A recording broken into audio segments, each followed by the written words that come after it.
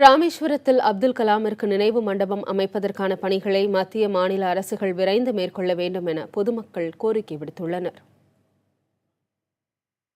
அப்துல் கலாமின் முதலாம் ஆண்டு நினைவு தினத்தை முன்னிட்டு பேக்கரும்பில் உள்ள நினைவிடத்தில் அவரது சிலையை பிரதமர் மோடி காணொலி காட்சி மூலம் திறந்து வைத்தார்.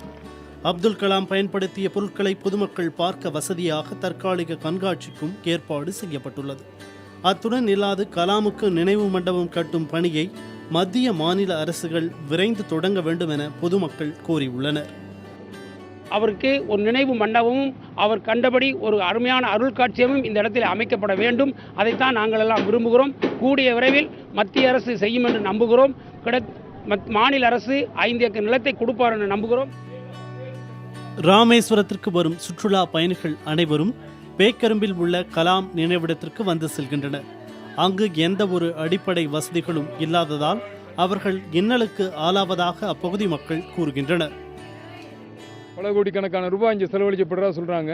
ஆனால் வர்ற சுற்றுலா பயணிகளுக்கு போதுமான வசதிகள் இல்லை. இங்கே பார்க்கிங் இடம் வேணும்.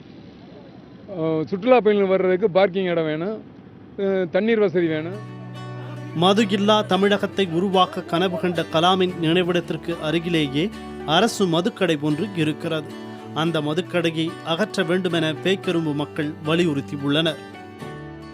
ஒரு 14 கட்டளைகள் மாணவருக்கு விதிச்சிருக்காரு. அதில் ஒரு கட்டளை என்னென்னா குடிப்பழக்கத்தால் உள்ளவங்களை திருத்துவேன் அப்படின்னு சொல்லியிருக்காரு. கொஞ்சம் வருத்தமான செய்தி என்னென்னா இந்த பேக்கரும்புலேயே ஒரு வரப்போ பார்த்தீங்கன்னா பேக்கரும்பு ஊருக்குள்ளேயே ஒரு டாஸ்மார்க் இருக்குது, வரப்போ மெயின் ரோட்லேயே இருக்குது.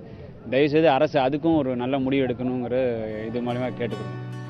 முதலாம் ஆண்டு நினைவு தினத்தை முன்னிட்டு 15 நாட்களில் துரிதமாக செயல்பட்டு கலாமின் சிலை நிறுவப்பட்டது போல் அவருக்கான நினைவு மண்டபம் அமைக்கும் பணிகளையும் விரைந்து முடிக்க வேண்டும் என்பதே மக்களின் எதிர்பார்ப்பு.